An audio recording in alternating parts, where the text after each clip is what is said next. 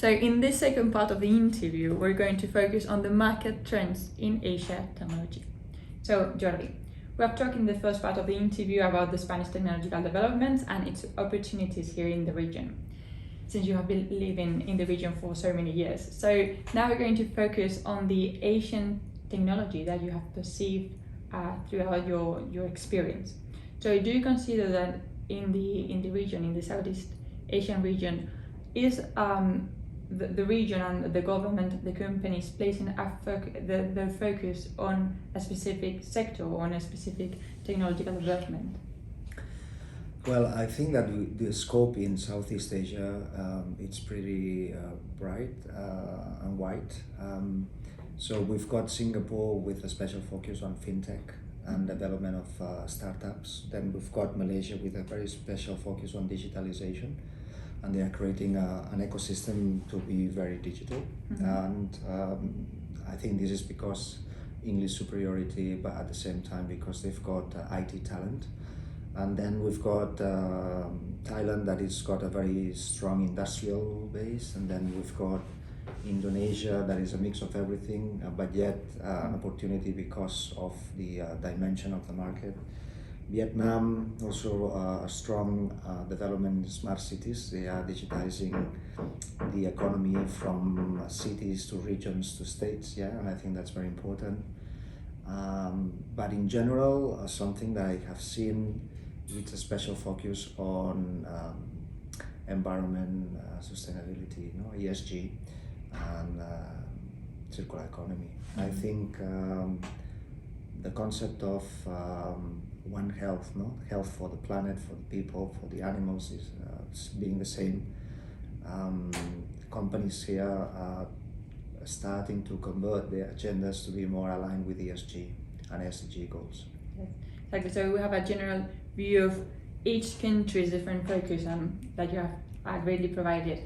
But so we have focused now on the Southeast Asian region. Do you think there's an international cooperation? So what are the Asian international players? Do you think there's an overseas cooperation and collaboration?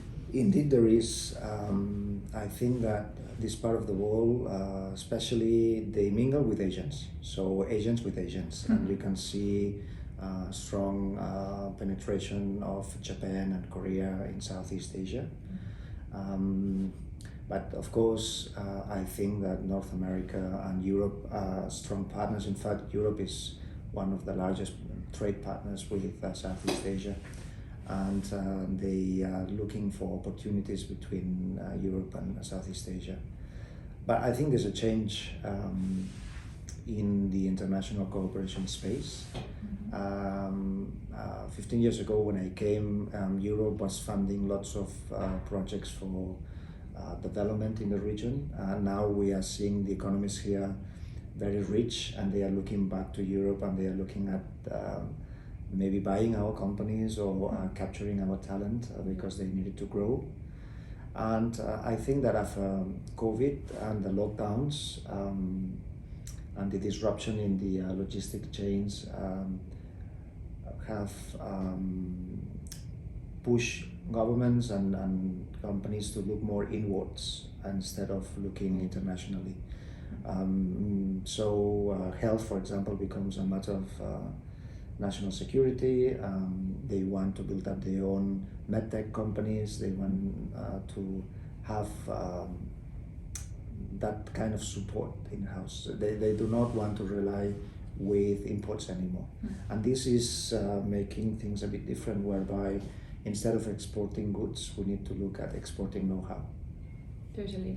So it's a really interesting idea that we have to reflect on, every one of us, because now the world, of course, has changed due to the lockdown and to the COVID situation. So now we need to be aware of this kind of change into more a protectionist country instead of kind of the globalization that we have been studying and we have experienced throughout those long years.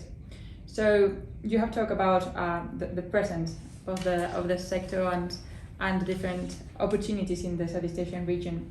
And do you consider, Jordi, that there's a specific sector that has kind of a shortage of talent now in the region or in Singapore? Well, I've been in several forums in the last couple of weeks, and I think everybody identifies this lack of talent in all verticals. Yeah, and I think this kind of these 2 years of lockdown, they made us look at things in a very different way. So we all have to unlearn and learn again. Yeah. I think. And this means that we all have to continue adapt ourselves and study ourselves more to understand what's needed today. Then, for example, in Malaysia, there's a lack of talent in the digital space, and they are building up a very strong digital ecosystem. So universities are not producing enough people for that.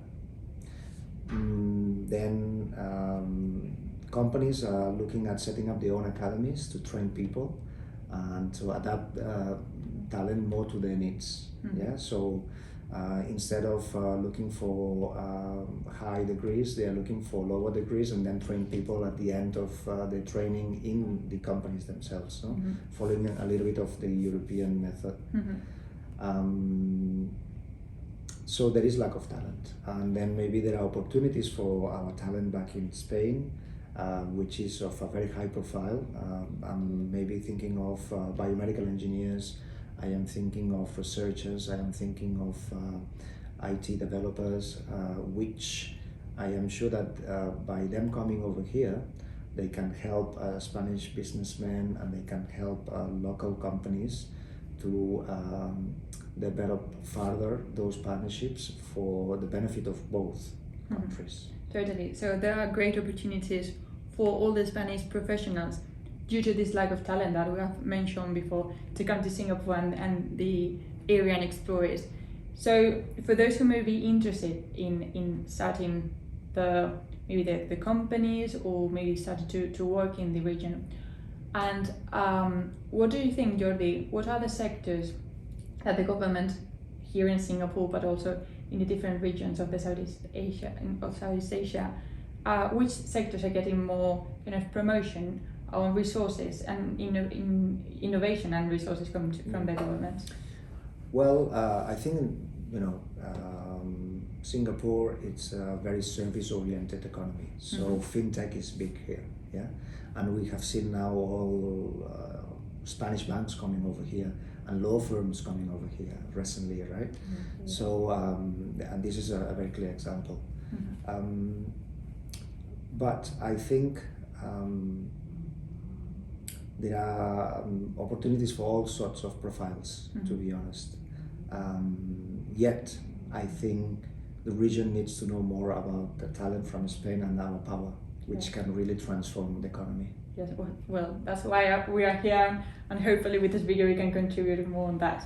And finally, just to conclude this final part of our interview, how do you envision the future of the technological sector in Singapore and in the region? Well, I'm super happy to be here. Let's put it this way. Yeah. I think that we are in the right place on the right time. The world is changing. There's a new global order. Asia is on the top, and a lot of things will happen here. And this is something that we all need to really have in our minds. We need to get ready. They are very aggressive, and things can scale up very fast. So I'm very optimistic. I think not only Singapore, but countries like Malaysia will definitely follow the trend.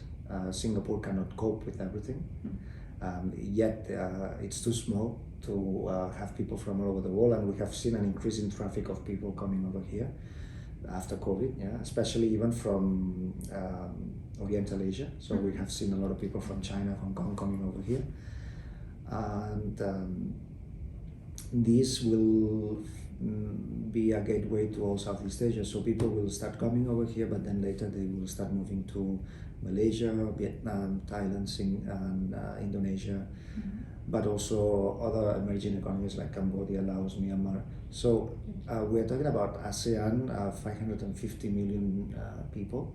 Yeah. The potential is unlimited. So listen to Jordi's encouraging words, and now is the right time, so you have to be in the right place. So We encourage everyone to come to not only Singapore, but also to Southeast Asia and explore the market and its opportunities. Thank you so much, Jordi, for your words and for all the information you provided. My pleasure. It's been a pleasure. Thank you very much for being here. Thank you. Thank you. I'll see you next week with more content.